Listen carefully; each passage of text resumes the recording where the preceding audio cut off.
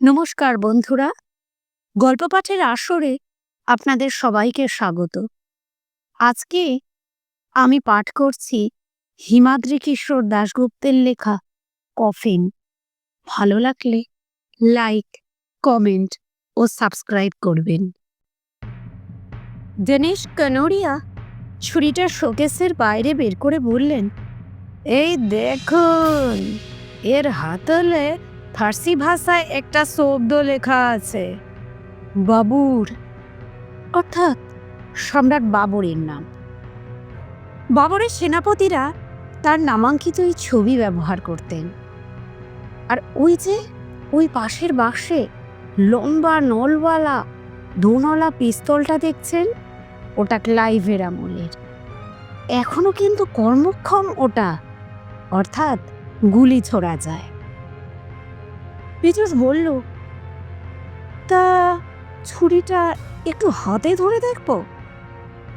কানোরিয়া ছুরিটা তার হাতে দিয়ে বললেন, তবে এগুলো সবই ইনসিওর করা অন্য কোম্পানি থেকে, 4 লাখে।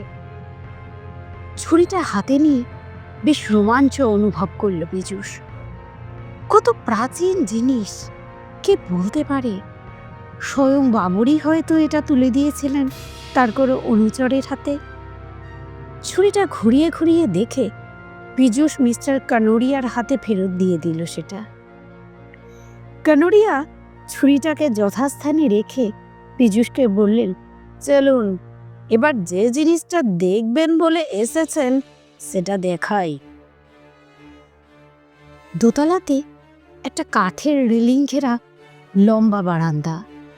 সেই বারান্দা দিয়ে কানোরিয়ার পিছন পিছন টিকিয়ে একটা ঘরের সামনে হাজির হলো পিজুস। কানোরিয়া চাবি দিয়ে ঘরের দরজা খুলে দেওয়াল হাতড়ে খুট করে সুইচ টিপলেন। বড় ঘরটার মাথার উপর থেকে একটা ঝুলন্ত বাতি জ্বলে উঠল, আর তার আলো এসে পড়ল ঘরের ঠিক মাঝখানে রাখা লম্বাটে ধরনের বিরাট একটা কাচের বাক্সের উপরে। কানোরিয়ার সঙ্গে গিয়ে পিজুস দাঁড়ালো সেই কাচের বাক্সের সামনে, আর ভিতরে রাখা আছে মানব দেহাকৃতির একটা অতি প্রাচীন কাঠের কফিন। তার মধ্যে শায়িত বিবর্ণ ব্যান্ডেজ মোড়া একটা মমি। তার মুখটা ঢাকা আছে বহু প্রাচীন এক কাঠের মুখোশে। ছেলেবেলাতে কলকাতার জাদুঘরে ঠিক এমনই একটা মমি দেখেছিল পিজুস। মমিটির দিকে তাকিয়ে পিজুস প্রশ্ন করল, এটা কি ইজিপ্ট থেকে এনেছেন নাকি?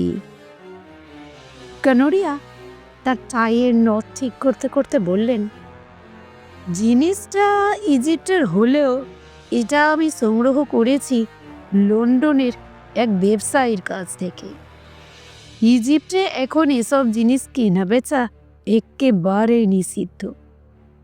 তবে 60-70 বছর আগেও ইজিপ্ট থেকে মমি কিনে নিয়ে যাওয়া হতো ইউরোপের বিভিন্ন দেশে, ধরুন ঘর সাজাবার জন্য, বিশেষত ফ্রান্স আর ইংল্যান্ডে। আমার এই বাগানের দার্জিলিং চা লন্ডনে যায়, তাই ব্যবসার সূত্রে আমাকে লন্ডনে যেতে হয়। সেখানে এক সম্ভ্রান্ত পরিবারের থেকে 1 লাখ পাউন্ড মানে 70 লাখ টাকায় আমি এটা কিনেছি।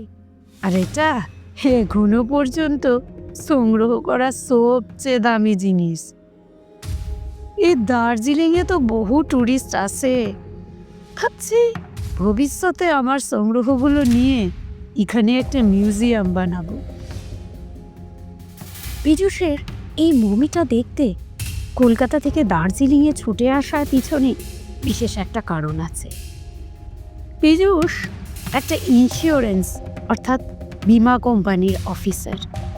কিছুদিন আগে টি স্টেটের মালিক বিখ্যাত ব্যবসায়ী মিস্টার কানোরিয়া খবরের কাগজে এই মর্মে বিজ্ঞাপন দিয়েছিলেন যে তিনি একটি ব্যক্তিগত জিনিস ইনশিওর করতে চান। বিজ্ঞাপনটা দেখে 7 দিন আগে পিজুসদের কোম্পানি আর একজন ইন্স্যুরেন্স অফিসার সান্যালবাবুকে পাঠিয়েছিল এখানে। তখন অবশ্য কোম্পানি বা সান্যালবাবু জানতেন না যে ঠিক কী জিনিস বিমা করাতে চাইছেন মিস্টার কানোরিয়া। জিনিসটা দেখে কলকাতায় ফিরে যাবার পর তিনি আর এখানে আসতে চান। সান্যালবাবু একটু কুসংস্কার যুক্ত মানুষ। তিনি পীযূষকে বলেছিলেন, তুমি এ ব্যাপারটা সামলাও। আমি শুনেছি এসব মমিটমির সঙ্গে অনেক সময় নানা অভিশাপ জড়িয়ে থাকে। যারা এসব জিনিস নিয়ে কাজ করে তাদের ক্ষতি হয়। ছেলেপুলে নিয়ে ঘর করি বাবা, শেষে কোথা থেকে যে কি হয়ে যাবে। আর তাছাড়া আবার কি জানতে চেয়েছিল পীযূষ। তার প্রশ্ন শুনে সান্যালবাবু বললেন, আমাকে নিয়ে তো কানোরিয়া মমিটার ঘরে ঢুকলো। মমিটার সামনে দাঁড়িয়ে কথা বলছি, এমন সময় একটা ফোন এলো কানোরিয়ার। কলটা রিসিভ করার জন্য আমাকে ঘরে রেখে বাইরে চলে গেলেন তিনি। এই একলা ঘরে আমি, মাথার উপর ঝুলন্ত বাতিটা দুলছে।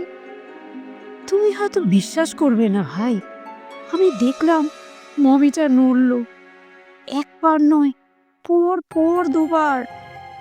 কানোরিয়াকে কিছু না বললেও সেটা আমি দেখেই সঙ্গে সঙ্গে ঘরের বাইরে বেরিয়ে এসেছিলাম। সান্যালবাবুর কথা শুনে পীযূষ এসে বলেছিল, ঠিক আছে, আপনাকে যেতে হবে না, আমি সামাল দিচ্ছি এই সম্পূর্ণ ব্যাপারটা।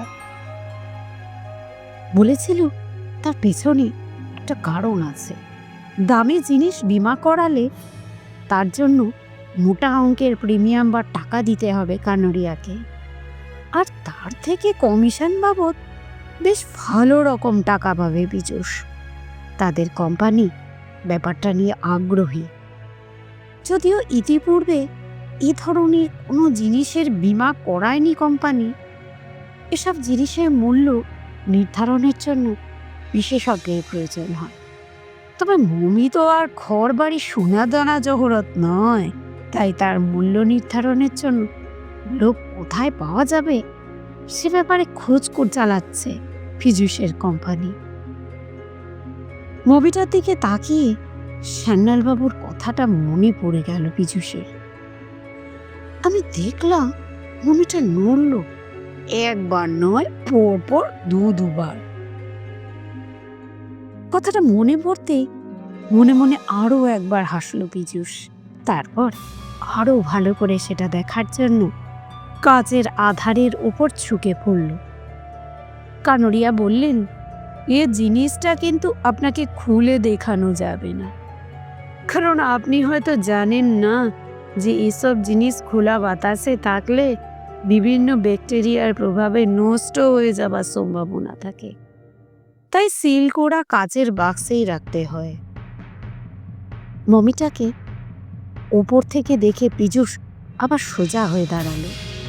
কানোরিয়া বললেন, এবার বলুন, আপনার কোম্পানি কি বিমা করাবে ওটার? 10 বছরের বিমার জন্য এককালীন 2 লাখ টাকা দেব। পীযূষ বলল, আমাদের কোম্পানি ব্যাপারটা নিয়ে আগ্রহী, কিন্তু এই মমিটার মূল্য নির্ধারণের জন্য আমাদের একজন বিশেষজ্ঞের প্রয়োজন। আমাদের একটু সময় দিতে হবে, এই ধরুন অন্তত পক্ষে সপ্তাহখানেক।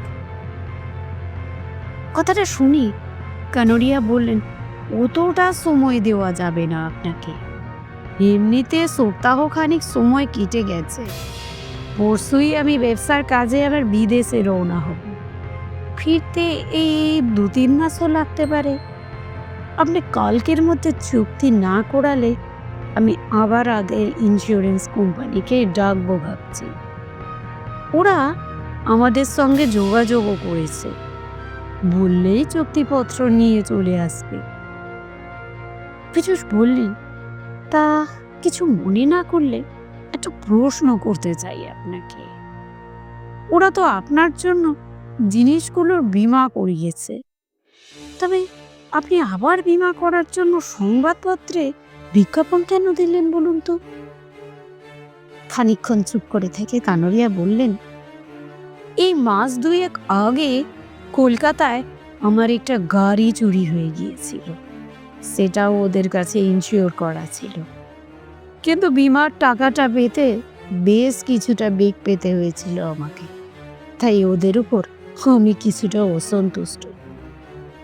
যদিও কোম্পানির পক্ষ থেকে পরবর্তীকালে আমার হয়রানির জন্য দুঃখ প্রকাশ করেছে। এখন আপনারা যদি মমিটা বিমা করাতে রাজি না হন, তবে আমাকে তো তাদেরকেই ডাকতে হবে। এবার ব্যাপারটা বোধগম্য হলো পীযূষের। সে অবশ্য কানুরিয়ার কথা শুনে ধন্ধের মধ্যেও পড়ল। শেষ পর্যন্ত ব্যাপারটা হাতছাড়া হয়ে যাবে না তো আবার? কোম্পানি অবশ্য তাকে বলে রেখেছে যে ব্যাপারটা বিশ্বাসযোগ্য মনে হলে তবেই বিমার চুক্তিটা সে করতে পারে। তাই সঙ্গে করে চুক্তিপত্র নিয়েও এসেছে পীযূষ। সে একটু ভেবে নিয়ে বলল, আচ্ছা ঠিক আছে, কাল সকাল পর্যন্ত আমাকে একটু সময় দিন। আপাতত কাছাকাছি একটা হোটেলের ঠিকানা দিন যেখানে আমি রাত্রিটা কাটাতে পারি। কানুরিয়া হেসে বললেন, হোটেলের কি দরকার মশাই, এই দোতলাতেই আমার একটা গেস্ট রুম আছে, সেখানেই রাত্রিবাস করতে পারেন। তবে খাবারটা এ বাড়ি থেকে কিছুটা দূরে একটা খাবার হোটেল আছে, সেখান থেকে খেয়ে আসতে হবে, কারণ এই বাংলোর কেয়ারটেকার দারোয়ান ওদের সবাইকে আমি দুদিনের জন্য ছুটি দিয়েছি। সারা বছর তো ওরাই আগলে রাখে এ বাড়িটা, কাজে আমি যখন এখানে আসি তখন ওদের ছুটি দিয়ে দিই। উত্তরে পীযূষ বলল, না না ঠিক আছে, আমার কোনো আপত্তি নেই। কানুরিয়া এরপর দোতলারই একটা ঘরে নিয়ে গেলেন তাকে। বেশ ছিমছাম সাজানো গোছানো ঘর। জানালা খুলতেই পীযূষের চোখে পড়ল চারপাশে ছোট বড় পাহাড় শ্রেণী, তার উপরে মেঘ ভাসছে। বেলা দুপুর হলেও সূর্যের আলো যেন একটু ম্লান। পাহাড়ে অবশ্য মেঘরৌদ্রের খেলা চলে সবসময়। আকাশের দিকে তাকিয়ে কানুরিয়া বললেন, বৃষ্টি আসবে মনে হচ্ছে। আমার একটা কাজ আছে, বৃষ্টি নামার আগেই বেরিয়ে পড়তে হবে। সন্ধ্যার আগেই ফিরে আসব। বাড়িতে কেউ নেই, আপনি বাইরে গেলে সদর দরজাতে একটা চাবি সমেত তালা ঝুলছে, সেটা দিয়েই বেরোবেন। যদিও এখানে চোর ডাকাতের তেমন উপদ্রব নেই, কিন্তু তেমন চিন্তারও কিছু নেই। এই বলে তাকে রেখে ঘর ছেড়ে বেরিয়ে গেলেন তিনি। কিছুক্ষণের মধ্যেই পীযূষ শুনতে পেল বাইরে কানুরিয়ার গাড়ির শব্দ মিলিয়ে গেল। কানুরিয়ার কাঠের বাড়িটাতে একলা পড়ে রইল পীযূষ। দার্জিলিংয়ে হলেও কানুরিয়ার বাড়িটা শহরের একটু বাইরের দিকে একটা ছোট্ট টিলার ওপর। চারপাশে আর কোনো ঘরবাড়ি নেই।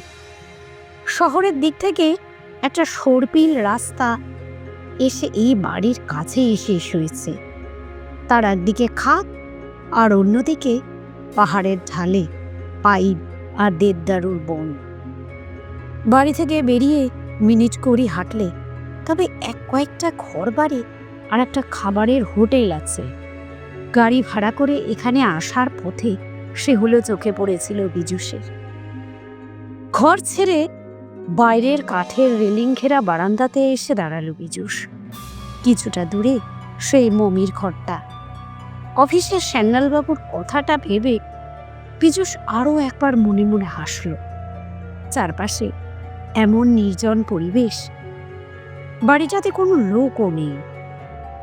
এই পরিবেশে মমিটার সঙ্গে একলা এ বাড়িতে কিছুতেই থাকতেন না সান্যালবাবু। এ অবস্থায় থাকতে হলে নিশ্চয়ই হার্ট ফেল করতেন তিনি। বারান্দার রেলিংয়ের ধারে দাঁড়িয়ে পীযূষ এরপর ভাবতে লাগলো, তা কি করা উচিত? বিমাটা সে কি করিয়ে নেবে? কিছুক্ষণের মধ্যেই পীযূষের চোখের সামনে বাইরের পরিবেশটা কেমন যেন অতি দ্রুত বদলাতে শুরু করল। পাইন বনের মাথায় ভেসে বেড়ানো সাদা তুলোর মতো মুখগুলো জমাট বাঁধতে শুরু করলো। অন্ধকার নামতে শুরু করলো চারদিকে। কনকনে ঠান্ডা বাতাসের ঝাপটা এসে লাগলো পীযূষের গায়ে। দুলতে শুরু করলো পাইন গাছের মাথাগুলো। ঝড়ের পূর্বাভাস। বারান্দায় দাঁড়িয়ে থাকা আর উচিত হবে না, এই মনে করে নিজের ঘরে গিয়ে ঢুকলো পীযূষ। আর তারপরই শুরু হলো প্রচণ্ড দুর্যোগ।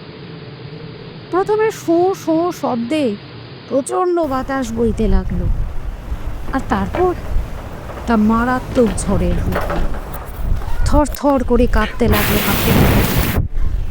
ঘরের ভিতরে বসে বাড়ির ভিতরের নানা জায়গা থেকে নানা দুমদাম শব্দ কানে আসতে লাগলো তার। হয়তোবা খোলা জানলা দরজার শব্দ। বাইরে কোথাও যেন মরমর করে একটা গাছ ভেঙে পড়ল। বাড়িটা কেঁপে উঠল। এরপর ঝড় একটু কমলো বটে, কিন্তু শুরু হলো মুহুর্মুহু বজ্রপাত আর প্রচণ্ড বৃষ্টি। পীযূষের ঘরের ভিতর যে বাতি জ্বলছিল সেটা হঠাৎ নিভে গেল। সম্ভবত কারেন্ট চলে গেল। বাজ পড়ার শব্দে থরথর করে কেঁপে উঠতে লাগলো পুরো বাড়িটা। এবার একটু ভয় পেয়ে গেল পীযূষ। না, অন্য কিছুর ভয় নয়। সে ভাবতে লাগলো, কাঠের এই বাড়িটা ধসে পড়বে না তো? শেষে প্রচণ্ড জোরে বাজ পড়ল। সম্ভবত সেটা বাড়ির গা ঘেঁষেই পড়ল। আর এতটাই তার অভিঘাত যে বাড়িটা যেন সেই শব্দে মৃদু দুলে উঠল। কোথায় কি যেন একটা ঝনঝন শব্দে ভেঙে গেল। এরপর স্পষ্টতই আতঙ্ক গ্রাস করলো পীযূষকে। সে বুঝে উঠতে পারল না তার কি করা উচিত। ঘরে থাকবে নাকি বাইরে বেরোবে? কিন্তু প্রচণ্ড শব্দে সেই শেষ বাজটা পড়ার একটু পরে ধীরে ধীরে সব শান্ত হয়ে আসতে লাগলো। কিছুক্ষণের মধ্যেই যেন আকস্মিকভাবে দুর্যোগটা এসেছিল, ঠিক তেমনি ভাবেই তা থেমে গেল। পাহাড়ি অঞ্চলে অবশ্য ঝড় বৃষ্টি এভাবেই আসে যায়। হাঁপ ছেড়ে বাঁচল পীযূষ। এরপর ঘরের ভিতর আরও কিছুক্ষণ বসে রইল। তারপর যখন বাইরের প্রকৃতি একদম শান্ত হয়ে গেল, তখন বাইরের বারান্দায় বেরিয়ে এলো সে। চারদিকে দুর্যোগের স্পষ্ট চিহ্ন ছড়িয়ে ছিটিয়ে রয়েছে। বাড়ির কিছুটা দূরেই দুটো পাইন গাছ ভেঙে পড়েছে। বারান্দা বৃষ্টির জলে না ভিজলেও উড়ে আসা শুকনো পাতার রাশি ছড়িয়ে আছে সারা বারান্দা জুড়ে। বারান্দা লাগোয়া একটা ঘরের জানলা কাঁচের শাঁসি ঝড়ের দাপটে ভেঙে ছড়িয়ে ছিটিয়ে আছে। হয়তোবা এই কাঁচ ভাঙার শব্দেই শুনতে পেয়েছিল সে, মনে মনে ভাবল পীযূষ। এক সময় বাইরে তাকিয়ে দেখল পাইন বনের আড়ালে আবার দেখা দিলেন সূর্যদেব। তার আলো এসে ছড়িয়ে পড়ল বারান্দাতে। বিকেল হয়ে এসেছে। দিনের শেষে আলো ছড়িয়ে পড়েছে দূরের পাহাড়গুলোর ঢালে। ঝড়ের সময়টা যত ভয়ঙ্কর হয়ে উঠেছিল, ঠিক ততটাই যেন সুন্দর লাগছে চারদিকে পৃথিবী। তন্ময়ভাবে বেশ কিছুক্ষণ পাহাড়গুলোর দিকে তাকিয়ে রইল পীযূষ। তারপর তার খেয়াল হলো তাকে খাবার কিনতে যেতে হবে। একটা মোমবাতিও কিনে রাখা ভালো। আলো ফিরবে কিনা তা তো জানা নেই। তাছাড়া পাহাড়ি অঞ্চলে দ্রুত সন্ধান। জিনিসগুলো কিনে অন্ধকার নামার আগেই ফিরে আসা ভালো। বলা যায় না, হয়তো আবারও ঝড় বৃষ্টি নামতে পারে। পাহাড়ি অঞ্চলে প্রকৃতির রূপ অতি দ্রুত পাল্টায়। ভাবনাগুলো মাথায় নিয়ে পীযূষ কিছুক্ষণের মধ্যেই কানরিয়ার কথা মতো বাড়ির সদর দরজায় তালা দিয়ে বেরিয়ে পড়ল। নির্জন পথ, মনোরম প্রকৃতি, যদিও রাস্তাটা ঝরা পাতায় ঢাকা। সেই পথে পাকদণ্ডি বেয়ে হাঁটতে হাঁটতে মিনিট 15 মধ্যেই পৌঁছে গেল ছোট্ট জনবসতিটাতে। রাস্তার গায়ে পাহাড়ের ঢালের নিচে গোটা 17 কাঠের বাড়ি, তারই মধ্যে একটা বাড়ি সংলগ্ন ছোট্ট একটা হোটেল, আর তার পাশেই একটা ছোট্ট মুদি দোকান। প্রথমে সেই দোকান থেকে একটি মোমবাতি কিনে হোটেলে ঢুকলো সে। হোটেলওয়ালা বলল যে অন্য কিছু খাবার নেই আজ, তবে মিনিট 20 দাঁড়ালে সে রুটি সবজি বানিয়ে দিতে পারবে। পীযূষ বলল, হ্যাঁ তা ঠিক আছে, তাই বানিয়ে দিন। লোকটা কাজ শুরু করল, আর পীযূষ বসলো একটা কেঠো চেয়ারে। রুটি বেলতে বেলতে লোকটা একসময় জানতে চাইল, আপনি কোথা থেকে এসেছেন? এদিকে তো টুরিস্ট আসে না। পীযূষ জবাব দিল, হ্যাঁ আমি তো টুরিস্ট নই, কানুরিয়া সাহেবের বাংলো চেনেন তো, ওখানেই এসেছি। হোটেল মালিক বলল, হ্যাঁ হ্যাঁ চিনি, আমি তেমনই আন্দাজ করেছিলাম। ওখান থেকে আপনার মতো এক বাঙালি বাবু আমার এখান থেকে খাবার নিয়ে যেতেন বেশ কয়েকদিন, তবে সপ্তাহখানেক ধরে আর আসছেন না। উনি মনে হয় কলকাতায় ফিরে গিয়েছেন। মিনিট 20 নয়, আধ ঘন্টারও বেশি সময় লাগলো তার খাবার বানাতে। খাবার নিয়ে তা মিটিয়ে পীযূষ যখন রাস্তায় নামলো, তখন সূর্য ডুবে গেছে। নির্জন পথ, কুয়াশা আর অন্ধকার নামতে শুরু করেছে পাহাড়ের ঢালে। ফেরার পথ ধরল পীযূষ। আর কিছুক্ষণের মধ্যেই অন্ধকারে ডুবে যাবে এই সম্পূর্ণ পাহাড়ি অঞ্চল। দ্রুত হাঁটতে লাগলো সে। অর্ধেক পথ অতিক্রম করার পর হঠাৎ যেন পেছন থেকে একটা অস্পষ্ট শব্দ শুনতে পেল। ভেজা পাতায় পা ফেলে যেমন হাঁটলে শব্দ হয়, তেমন শব্দ। কেউ তাকে অনুসরণ করছে কি? কথাটা মনে হতে ঘুরে দাঁড়ালো পীযূষ।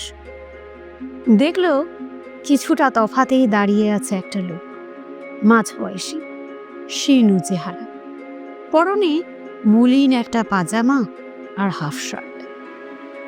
এই ঠান্ডাতেও তার পরনে কোনো শীতবস্ত্র নেই। পীযূষ ফিরে দাঁড়াতেই লোকটা প্রশ্ন করল, আপনি বাঙালি? হ্যাঁ, আর আপনি? লোকটা হাত জোর করে নমস্কারের ভঙ্গিতে বলল, হ্যাঁ আমিও বাঙালি, আমার নাম অবিনাশ বিশ্বাস। পীযূষ প্রশ্ন করল, তা আপনি কি এইখানেই থাকেন? লোকটা বলল, হ্যাঁ হ্যাঁ আমি এখানেই থাকি, চলুন হাঁটতে হাঁটতে কথা বলি। অন্ধকার নামলে ফিরতে অসুবিধে হবে আপনার। কি ঝড়টাই না হলো বলুন দেখি। তবে ঝড়টা দরকার ছিল, কিন্তু আবার যদি ঝড় বৃষ্টি শুরু হয়।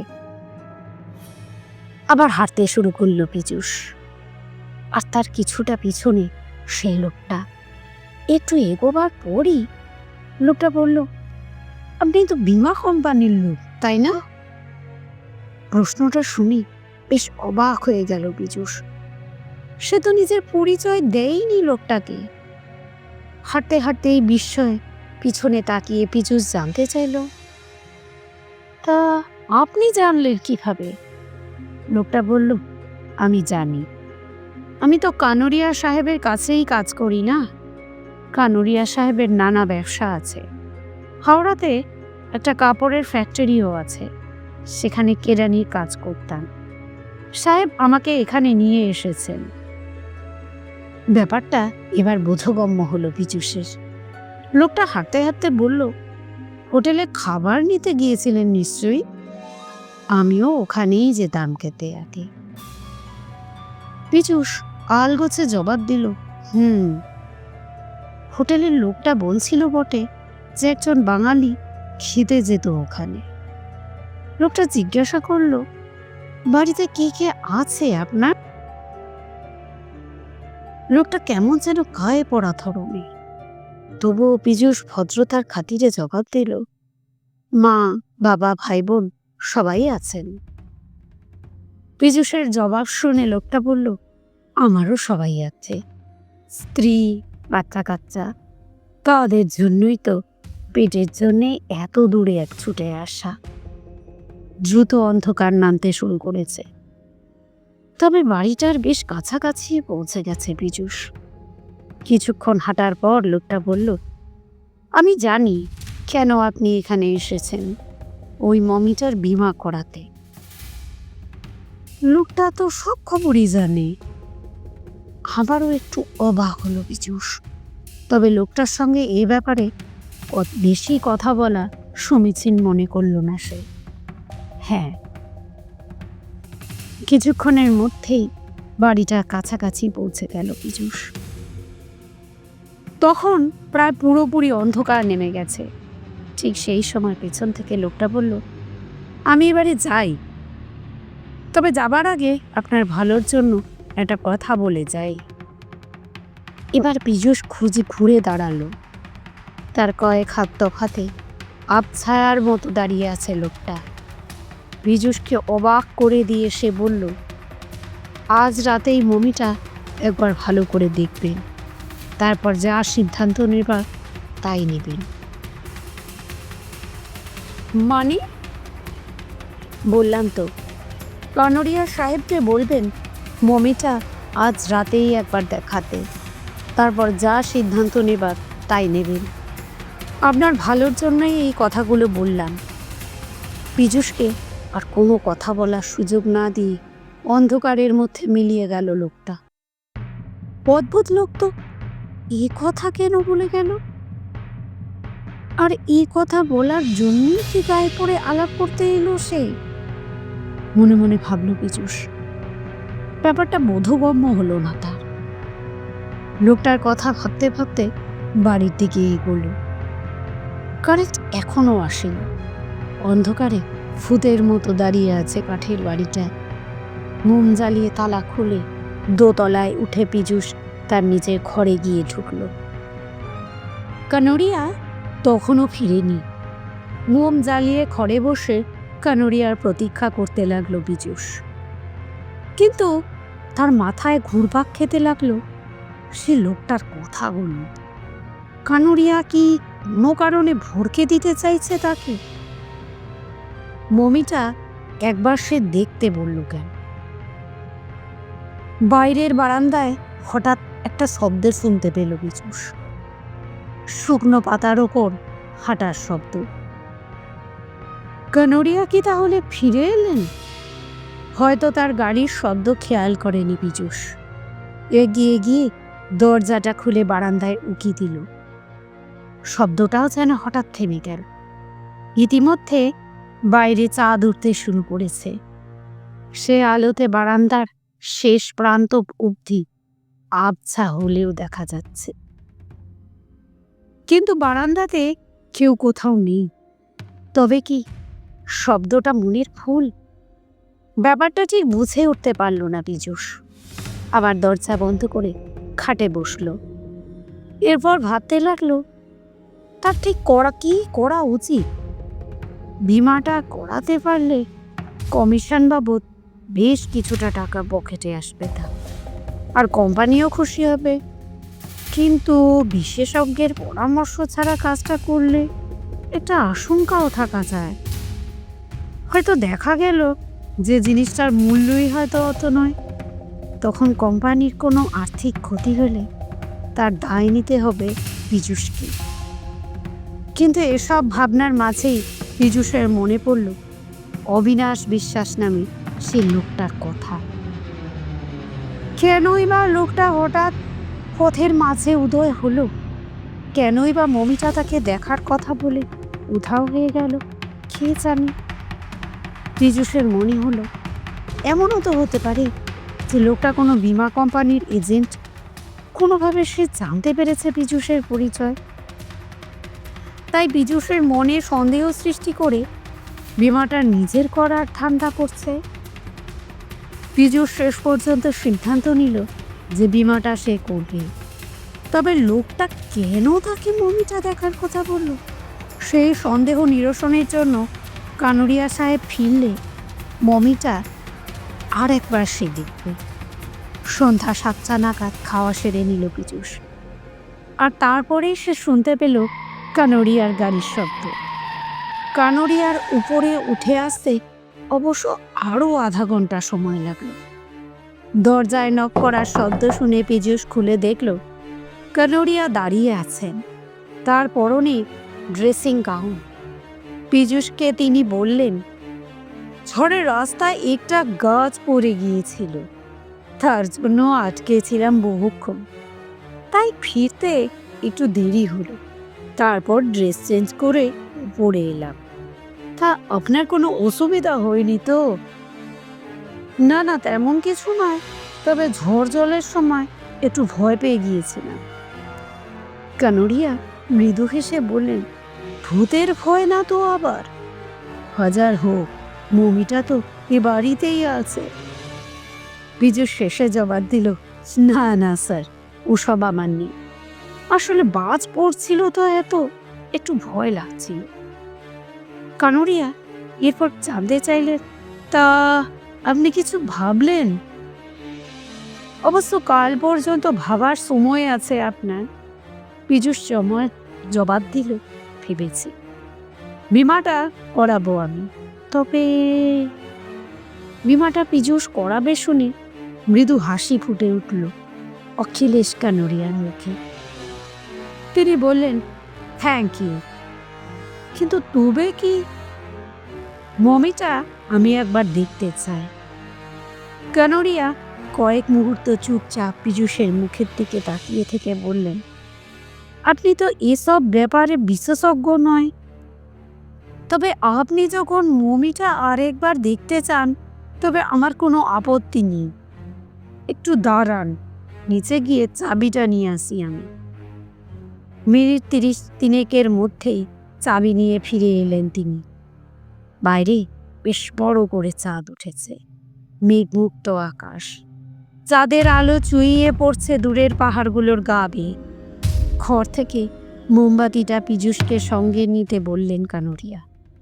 আলোটা কানোরিয়ার পিছন পিছন বারান্দা অবধি নিয়ে গেল পীযূষ। কানোরিয়া এসে দাঁড়ালেন মমির ঘরের বন্ধ দরজার সামনে। চাবি নিয়ে তালাটা খুললেন, তারপর পাল্লাটা। ঘরের ভিতরে আলো ঢুকছে। বাড়ির পিছনের দিকের একটা গাছ ঝড়ের দাপটে ভেঙে পড়েছে দেওয়ালের পিছন দিকে একটা জানলার ওপর, আর তার আঘাতেই ঘরের ভিতর ছিটকে পড়েছে পাল্লাটা। বাইরের চাঁদের আলো ঘরে ঢুকছে সেখান দিয়ে। ঘরের ভিতরে কানোরিয়া কয়েক পা ঢুকেই আর্তনাদের স্বরে চিৎকার করে উঠলেন, ও মাই গড!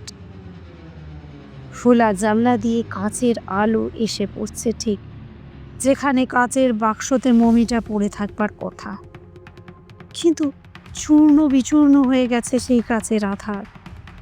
জানলার পাল্লাটা তার কিছুটা তফাতে পড়ে, হয়তো তার আঘাতেই অথবা বজ্রপাতের অভিঘাতে ভেঙে গেছে কাচের বাক্সটা।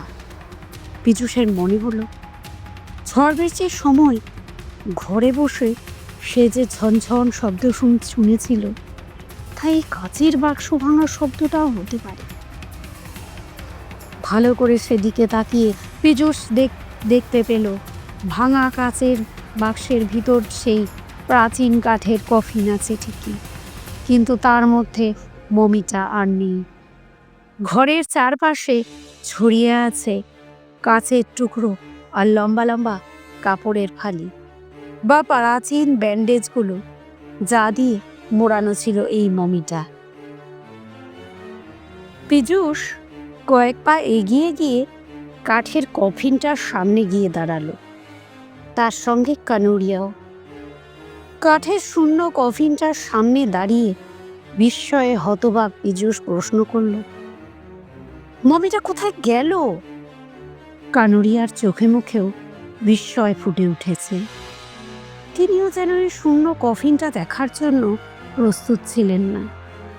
পীযূষের কথায় হয়তো তিনি কোনো জবাব দিতে যাচ্ছিলেন, কিন্তু তার আগেই একটা কণ্ঠস্বর শোনা গেল, ওর মধ্যে তো কোনো মমিই ছিল না, বিদেশ থেকে শুধু কাঠের পুরনো কফিনটা আর ব্যান্ডেজগুলো আনা হয়েছিল, তাই না কানোরিয়া সাহেব? সঙ্গে সঙ্গে কানোরিয়ার মুখটা কেমন যেন একটু ফ্যাকাশে হয়ে গেল। কথাটা কি বলল বোঝার জন্য ঘরের চারিদিকে তাকাতে লাগলেন তিনি। আবার শোনা গেল সেই কণ্ঠস্বর, বুদ্ধিটা তো ভালোই ফেঁদেছিলেন, কিছুদিন পর বমিটা খোয়া গেছে বলে বিমার টাকা দাবি করতেন। কেউ বুঝতেই পারতো না যে ওই কাঠের কফিনে কোনো মমিই ছিল না। কানাঘুষো শুনেছিলাম যে আপনার ব্যবসা লোকসানে চলছে, কিন্তু তার জন্য মানুষের জীবন নিয়ে ছিনিমিনি খেললেন। পীযূষ এবং কানোরিয়া দুজনেই এবার বুঝতে পারল যে কণ্ঠস্বরটা আসছে ঘরের অন্ধকার কোণ থেকে, চাঁদের আলো যেখানে পৌঁছচ্ছে না। সেদিকে তাকিয়ে কানোরিয়া বলে উঠলেন, কে? আপনি কে? এবার অন্ধকার ছেড়ে বেরিয়ে এলো সেই লোকটা। মমির মুখের উপর যে মুখোশটা পরানো ছিল, এক হাত দিয়ে সে প্রাচীন কাঠের মুখোশটা দিয়ে নিজের মুখটা আড়াল করে রেখেছিল সে। কানোরিয়া আবারও বলে উঠলেন, কে? কে তুমি? এবার যেন একটু মৃদু কেঁপে উঠল কানোরিয়ার গলাটা। লোকটা প্রথমে জবাব দিল যে এতদিন ওই কাঁচের ভেতরে শুয়েছিল, তবে মিশরের মমি নয়, যাকে আপনি মমি বানালেন। কথাটা বলার পরেই মুখোশটা সরিয়ে নিল লোকটা। আরে, এটা সেই লোক যার সঙ্গে পীযূষের দেখা হয়েছিল রাস্তায়, অবিনাশ বিশ্বাস। তাকে দেখেই কানোরিয়ার চোয়ালটা যেন ছুলে পড়ল। বিস্মিতভাবে তিনি বলে উঠলেন, তুমি বেঁচে আছো এখনো? লোকটা জবাব দিল, আপনার কি মনে হয় বলুন তো, আমি মারা গেছি ধরে নিয়ে কাচের বাক্সটা সিল করে দিলেন আপনি, যাতে মরদেহর গন্ধটা বাইরে না বেরোতে পারে? নিশ্চয়ই ভেবে রেখেছিলেন এরপর আমার দেহটা কোনো খাদে নিয়ে গিয়ে ফেলে দিয়ে আসবেন। কানোরিয়া একেবারে নিশ্চুপ, বিস্ময় ফুটে উঠেছে তার চোখে মুখে। অবিনাশ বিশ্বাস এরপর বলল, আপনি যেমন আমাকে ওই প্রাচীন ব্যান্ডেজে জড়িয়ে মমি বানিয়েছিলেন, তেমনি এখন আমি আপনাকে মমি বানাবো।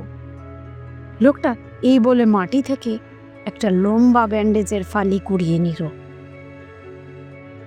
ঠিক সেই মুহূর্তে কানোরিয়া যেন নিজেকে সামাল দিয়ে নিলেন। হিংস্র একটা ভাব ফুটে উঠল তার মুখে। তিনি বলে উঠলেন, বুঝতে পারছি তুমি বেঁচে আছো। কাচের বাক্সর কোথাও ছিদ্র রয়ে গেছিল, আর তা দিয়েই বাতাস যুক্ত ভিতরে।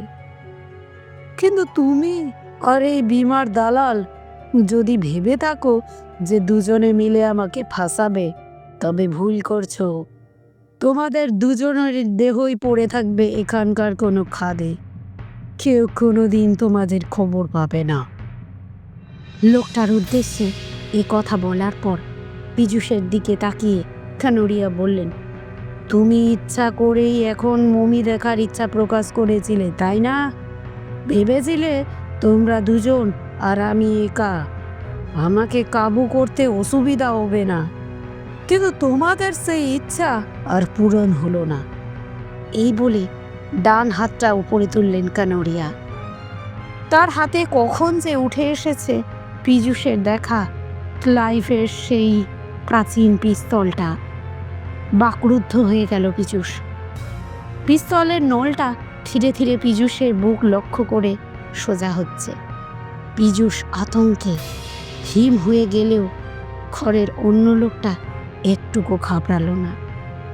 সে বলে উঠল, পিস্তলটাও মমির মতো নকল নয় তো? কাজ হবে তো? আমাকেই আগে গুলি করুন। কথাটা কানে যেতেই কানোরিয়ার হাতের পিস্তলটা ঘুরে গেল লোকটার দিকে। হিংস্র হাসি হেসে কানোরিয়া বললেন, দেখো গুলি বেরোয় কিনা। লোকটার বুক লক্ষ্য করে কানোরিয়া পিস্তলের ঘোড়া টেনে দিলেন। আলোর ঝিলিক, প্রচণ্ড শব্দে কেঁপে উঠল ঘরটা। বারুদের ধোঁয়ায় কয়েক মুহূর্তের জন্য অদৃশ্য হয়ে গেল লোকটা। কিন্তু তারপরেই পীযূষ দেখতে পেল একইভাবে দাঁড়িয়ে আছে সে। আচ্ছা হাসিও যেন মুখে ফুটে উঠেছে তার ঠোঁটে। আর কানৌরিয়ার চোখ মুখে ফুটে উঠেছে প্রবল বিস্ময়। মুহূর্তখানিক সময় পরস্পরের দিকে তাকিয়ে রইলেন তারা। তারপর কানৌরিয়া আবারও পিস্তল উঁচিয়ে গুলি চালালেন অবিনাশের বুক লক্ষ্য করে। আবার প্রচণ্ড শব্দ, আর বারুদের ধোঁয়াতে ভরে গেল ঘর। মোমবাতিটা খসে পড়ল পীযূষের হাত থেকে। ধোঁয়া কাটতেই পীযূষ দেখল লোকটা একইভাবে দাঁড়িয়ে আছে। তার মুখের হাসিটা এবার স্পষ্ট, আর তার দিকে তাকিয়ে যেন রক্ত শূন্য হয়ে গেছে কানৌরিয়ার মুখ। কানৌরিয়া আরও একবার তাকে লক্ষ্য করে পিস্তল উঠিয়ে ঘোড়া টানলেন। খট করে একটা শব্দ হলো, গুলি বেরোলো না।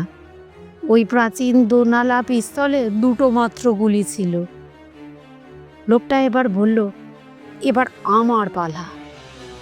সে এক পা করে এগোতে লাগলো কানৌরিয়ার দিকে। কানৌরিয়া কিন্তু কোনো প্রতিরোধ করার চেষ্টা করলেন না। তার হাত থেকে পিস্তলটা মাটিতে খসে পড়ল। প্রচণ্ড আতঙ্কে বিস্ফারিত চোখে লোকটার দিকে তাকিয়ে কাঁপতে শুরু করলেন তিনি।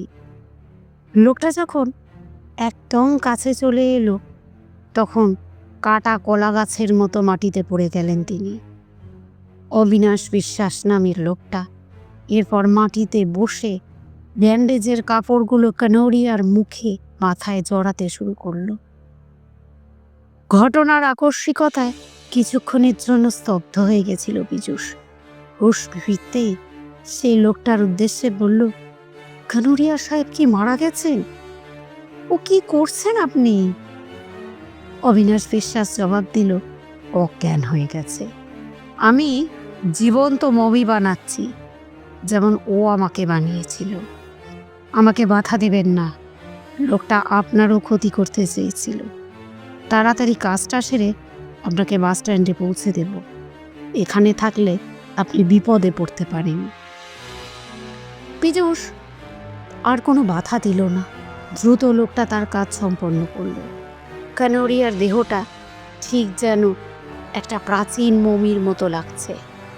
লোকটা কাপড় জড়ানো কানৌরিয়ার সংজ্ঞাহীন দেহটাকে পাঁজা কোলা করে তুলে সেই কাঠের কফিনের মধ্যে শুয়ে দিল।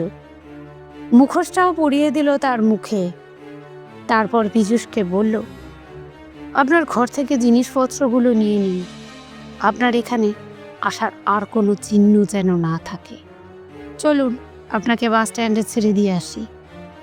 কিছুক্ষণের মধ্যে লোকটার সঙ্গে পথে নামল পীযূষ। বেশ সামান্য কিছুক্ষণ নিশ্চুপ চলার পর লোকটা বলল, সামান্য কটা টাকার জন্য লোকটা কথায় মমি সেজেছিলাম। তবে লোকটা যে বিমা কোম্পানিকে ঠকাবার জন্য আমাকে মমি সাজিয়েছিল তখন আমি তা জানতাম না। কিন্তু কিছুক্ষণ পরেই আমার দম বন্ধ হয়ে আসতে লাগলো। আর তা বুঝেও নির্দয় লোকটা আমাকে বাক্সর বাইরে বের করলো না। এর আগে যখন আপনাদের আরেকজন লোক এসে কাচের বাক্সর সামনে দাঁড়িয়েছিল তখন আমি ছটফট করছি। আর তারপর তো আমি মরে গেছি ধরে নিয়ে কানৌরিয়া বাক্সটাই সিল করে দিলেন, যাতে মোর দেহের দুর্গন্ধ বাইরে না বেরোয়। তাহলে কি আমাদের সান্যালবাবু যা দেখেছিলেন তা ঠিক?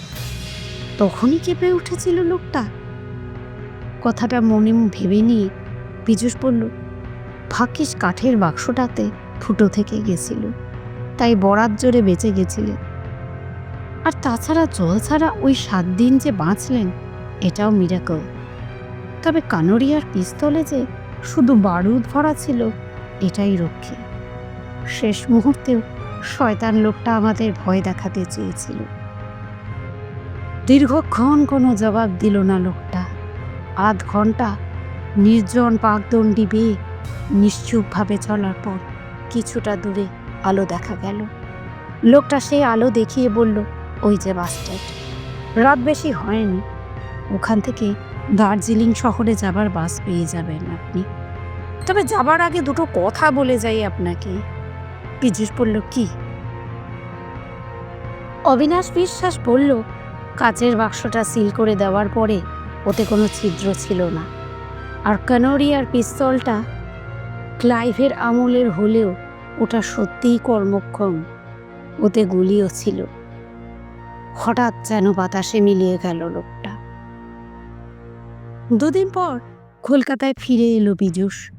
ইতিমধ্যেই সে তার কোম্পানিকে জানিয়ে দিয়েছে কানোরিয়ার সঙ্গে তার দেখাই হয়নি, কারণ দার্জিলিংয়ে পৌঁছবার পর কানোরিয়া তাকে টেলিফোনে জানিয়ে দেন তিনি বিমা করাতে আগ্রহী নন। অবশ্য এই মিথ্যে কথা বলার জন্য পীযূষের বিমা কোম্পানির কাছে ধরা পড়বার ভয় নেই, কারণ ইতিমধ্যে সংবাদপত্রে একটা খবর প্রকাশিত হয়েছে। বিখ্যাত ব্যবসায়ী অখিলেশ কানোরিয়াকে বাকশক্তিহীন ও পক্ষাঘাতগ্রস্ত অবস্থায় তার দার্জিলিংয়ের বাংলোতে উদ্ধার করা হয়েছে। অদ্ভুতভাবে মমির মতো কাপড় জড়িয়ে একটা প্রাচীন মমির বাক্সে শুয়েছিলেন তিনি। তবে সে ঘরে আরও একটা পচা গলা মৃতদেহ পাওয়া গেছে, তার বুকে বুলেটের ক্ষতচিহ্ন। তাছাড়া সেই ঘরের ভেতর থেকে কানোরিয়ার সংগ্রহের একটা প্রাচীন পিস্তলও মিলেছে।